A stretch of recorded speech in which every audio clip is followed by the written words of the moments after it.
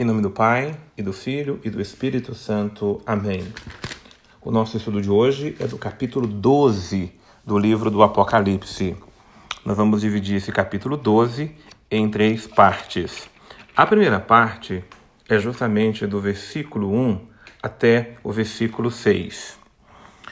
Apareceu em seguida um grande sinal no céu, uma mulher revestida do sol, a lua debaixo dos seus pés e na cabeça uma coroa de 12 estrelas. Ela estava grávida e gritava de dores, sentindo as angústias de dar à luz. Então, primeiro é identificar esse grande sinal que surge no céu. Sinal que é, acima de tudo, a manifestação celeste, a manifestação divina, é a manifestação do poder de Deus para nós. Quando se fala de uma mulher, a gente faz logo uma ligação direta com a mulher do Gênesis, aquela mulher do Gênesis capítulo 3, versículo 15, que pisaria na cabeça da serpente, logo no início das Sagradas Escrituras. Depois, nos evangelhos, nós temos a narração de que a mãe de Jesus é chamada de mulher. Jesus diz a ela: mulher, a minha hora ainda não chegou. E no alto da cruz, quando Jesus estava padecendo, ele mesmo chama sua mãe de mulher. Mulher, eis aí teu filho. A expressão mulher nesses 4 contextos, do livro do Gênesis, do Evangelho de João aos pés da cruz e do Evangelho de João no início da missão pública, ali, sobretudo na missão pública, no milagre das bodas de Caná, e agora aqui no livro do Apocalipse, nos revela a grandeza dessa mulher. Aqui não é a mulher no sentido universal, coletivo, mas é a mulher por excelência. A mulher que no princípio há de pisar na cabeça da serpente, a mulher que é aquela que está no início da vida pública de Jesus, a mulher que no alto da cruz vai ser a mãe de todos os discípulos de Jesus. Esta mulher, ela está revestida do sol, ou seja, sobre ela está o poder maior, porque o sol é o elemento mais poderoso. Está a lua debaixo dos seus pés, ela é tão mais bela do que a própria lua, e tem na cabeça uma coroa de 12 estrelas. A coroa, o coroamento, as 12 estrelas representando justamente as 12 tribos de Israel. Como o livro do Apocalipse é um livro que traz para nós figuras simbólicas ou metafóricas, a mulher aqui descrita, ela, além de representar a mulher, a Virgem Maria, ela é também figura de Israel, como aquela mãe que gerou Jesus para a humanidade, porque Jesus veio do povo de Israel. Jesus nasceu da descendência de Abraão, de Davi. Então, essa mulher também representa Israel enquanto aquela mãe que gerou Jesus. E é óbvio que representa também a igreja enquanto mãe de todos os discípulos de Cristo. Então, qualquer uma dessas figuras, a mãe, a Virgem Maria, que é a mulher por excelência, a mãe que é a igreja e a mãe que é Israel. Essa mulher gritava de dores, sentindo as angústias de dar à luz. Depois apareceu outro sinal no céu, o grande dragão, o dragão vermelho, com 7 cabeças e 10 chifres, e na cabeça 7 coroas. É uma figura emblemática, citada lá pelo profeta Daniel, mas que entra aqui como contraponto contra essa mulher. Por quê? O versículo 4 diz que ele varria com sua cauda 1/3 parte das estrelas do céu e as atirou à terra. Esse dragão deteve-se diante da mulher que estava para dar à luz, a fim de que, quando ela desse à luz, lhe devorasse o filho. Ou seja, esse dragão tem a missão de combater o filho dessa mulher. E ela, a mulher, Maria, a igreja ou Israel, deu à luz um filho, um menino, aquele que deve reger todas as nações pagãs com seu cetro de ferro. Mas Seu filho foi arrebatado para junto de Deus e do seu trono. Ou seja, ele veio, ele cumpriu sua missão, mas ele voltou para junto de Deus. A mulher fugiu para o deserto, onde Deus lhe tinha preparado um retiro para ir ser sustentada por 1260 dias. Aqui alguns elementos importantes. A mulher, que corresponde a Israel, que passou pelo deserto, a mulher que corresponde à igreja, que passa pelos desertos da vida, a mulher que corresponde à Virgem Maria, que se refugiou no deserto, como se refugiou Moisés, como se refugiou Elias, como se refugiou Davi. O que é o deserto? O deserto é o lugar do encontro com Deus. O deserto é o lugar de se retirar-se do meio de todos para se preencher somente de Deus. O deserto como lugar do vazio, da solidão, da falta de alimento, da sede, da fome, onde o próprio Deus sacia a fome, sacia a sede, onde Ele mesmo é o único alimento. Então essa mulher, ela se sacia de Deus, ela se preenche de Deus para ir para o combate que lhe é proposta. Então, essa é a primeira parte. Olhar para esta mulher como aquela que se refugia totalmente em Deus. Olhar para a igreja como aquela que se refugia e se coloca sob a proteção de Deus. A segunda parte do nosso estudo começa do versículo 7 e vai até o versículo 12, quando começa uma outra narrativa dizendo o seguinte: houve uma batalha no céu. Miguel e seus anjos tiveram de combater o dragão. O dragão e seus anjos travaram um combate, mas eles não prevaleceram. Já não houve lugar no céu para eles. Foi precipitado, então, o grande dragão. Quem é o grande dragão? É a primitiva serpente, que também é chamado de demônio e Satanás. Demônio como aquele que é o grande opositor do projeto de Deus, e Satanás como aquele que é o rebelde, aquele que, acima de tudo, é o sedutor. A função dele é seduzir o mundo inteiro, né? Então ele usa da sedução para seduzir as pessoas para se afastarem do projeto de Deus. Então, como ele foi expulso do céu, ele foi precipitado na terra e com ele vieram seus anjos, seus seguidores, os anjos que também se rebelaram contra ele. Aqui é uma tentativa de explicar a origem do mal, né? Como aqueles que estavam também junto de Deus, mas se rebelaram contra Deus, né? O dragão, como símbolo, o símbolo de uma figura positiva, se tornou o símbolo do negativismo, porque ele se rebelou contra Deus e tentou combater contra Deus. Miguel estava à frente dessa batalha, porque Miguel é o anjo que é o grande combatente divino. Quem como Deus? É Miguel. E o versículo 10 nos diz: e ouvi no céu uma voz forte que dizia: agora sim, chegou a salvação, o poder, a realeza do nosso Deus, assim como a autoridade do seu Cristo. Por quê?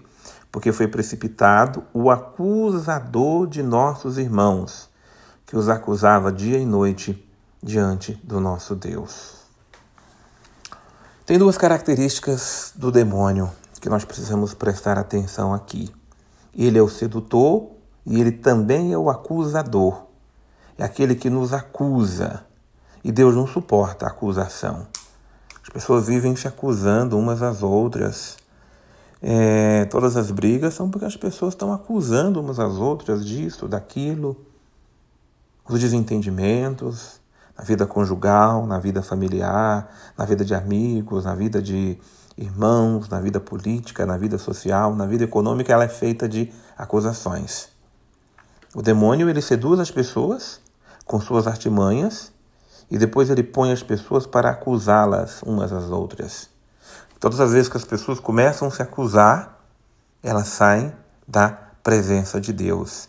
Ele sabe disso porque ele foi expulso na presença de Deus, porque ele era o grande acusador. E é por isso que precisamos vencê-lo, e não vencermos uns aos outros, e não acusarmos uns aos outros, e não combatermos uns aos outros. Mas estes, os irmãos, o venceram por causa de quê? Do sangue do Cordeiro e do seu eloquente testemunho. Então, o sangue de Cristo, o sangue do Cordeiro imolado, é que nos dá força para combater as acusações demoníacas malignas. Sabe, além de nos acusarmos, a outra tática diabólica é nos colocar com sentimento de culpa, sentimento de acusação. Ou ele nos engana, nos seduz, nos diz que não temos pecado, que não cometemos nada de errado, e a gente fica com aquela mentalidade frívola, aquela mentalidade laxa, onde nós não somos capazes de ver nossos próprios erros, nós justificamos tudo e não vemos culpa nenhuma. Essa é a forma dele ser sedutor. Agora, existe a forma dele ser acusador. Quando temos uma consciência reta, ele vive nos colocando o sentimento de culpa, nos colocando sempre com a consciência pesada, com a consciência escrupulosa, de modo que a gente fica sempre depressivo, para baixo, mal, se culpando, se acusando. É preciso combater o mal, primeiro na sua raiz, não deixando ser seduzido e enganado por ele. É preciso combatê-lo quando ele também nos acusa e faz de nós acusadores. Não, a culpa não é minha, a culpa é do outro. Lá no princípio ele fez isso com Adão e Eva no paraíso.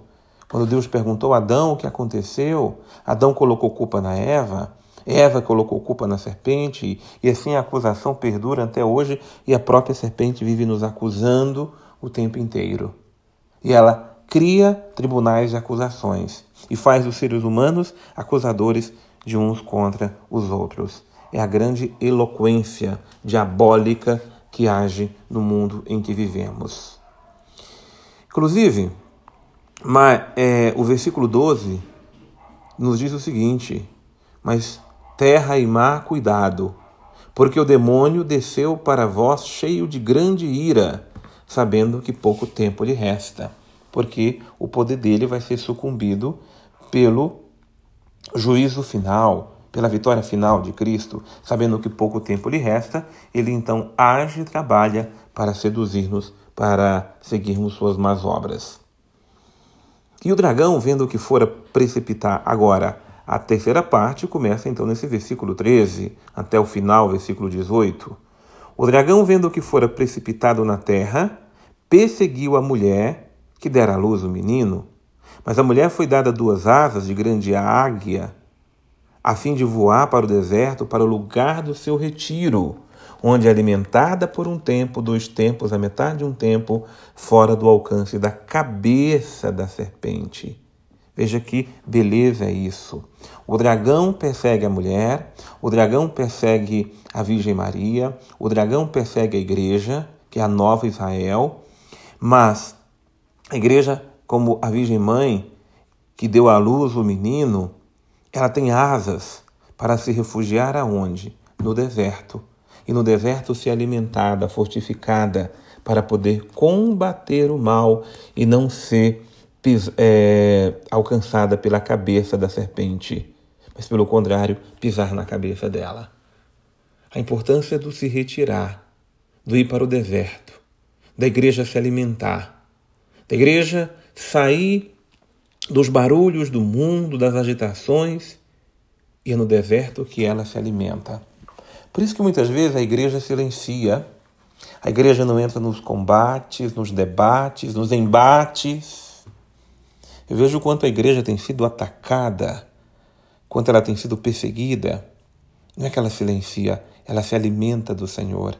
Ela vai para o deserto se alimentar da Eucaristia, se alimentar do corpo e do sangue do Senhor para ser fortificada no seu combate. Igreja de Cristo, fuja para o deserto para se alimentar do seu Senhor. para fortificar-se do seu Senhor, para a solidão da oração, da meditação, da contemplação, para não viver na confusão do mundo em que vivemos, onde o acusador, o sedutor, de alguma forma, deseja perseguir a igreja. A serpente vomitou contra a mulher um rio de água para fazê-la submergir. A terra, porém, acudiu a mulher, abrindo a boca para engolir o rio que o dragão vomitara. E este se irritou contra a mulher, e foi fazer guerra ao resto de sua descendência, aos que guardam os mandamentos de Deus e têm o testemunho de Jesus. Essa que é a graça. Uma vez que ele não consegue contra a mulher, porque essa mulher é protegida por Deus, é fiel a Deus. Uma vez que ele não consegue contra a igreja, porque a igreja, o Senhor mesmo prometeu que as portas do inferno não prevaleceriam contra ela, ele persegue os filhos desta mulher. Nós somos filhos da Virgem Maria. Nós somos os irmãos de Jesus. Nós somos os filhos da igreja. E por isso se faz guerra à descendência da mulher. Talvez você muitas vezes já perguntou por que os cristãos, quem segue Cristo, sofre mais, passa por mais dificuldades, provações, tribulações, tentações, por causa disto. Porque a perseguição é para quem é filho da mulher e para quem guarda os mandamentos. Quem não vive os mandamentos de Deus, quem não guarda os mandamentos de Deus, quem vive uma vida como o dragão quer, já está no domínio dele, não precisa ser perseguido por ele. Ele precisa perseguir quem não deixou ainda se seduzir para viver as suas obras, suas artimanhas. Por isso nós temos um referencial seguro. A mulher mãe, a Virgem Maria. A mulher mãe, a igreja. Precisamos se refugiar na igreja, precisamos se refugiar na Virgem Maria para sermos vencedores no combate contra esse grande dragão. Ele não é mais que Deus, não é mais que a igreja e não é mais que a Virgem Maria. Mas a igreja mãe, a igreja Virgem Mãe, nos conduz e nos indica o caminho do deserto para nos alimentarmos para esse combate. Por isso a vitória é ganha, mas para quem guarda os mandamentos de Cristo e se alimenta do seu sangue nos desertos, no lugar do encontro com o Senhor. Que Deus nos abençoe, em nome do Pai, e do Filho, e do Espírito Santo. Amém.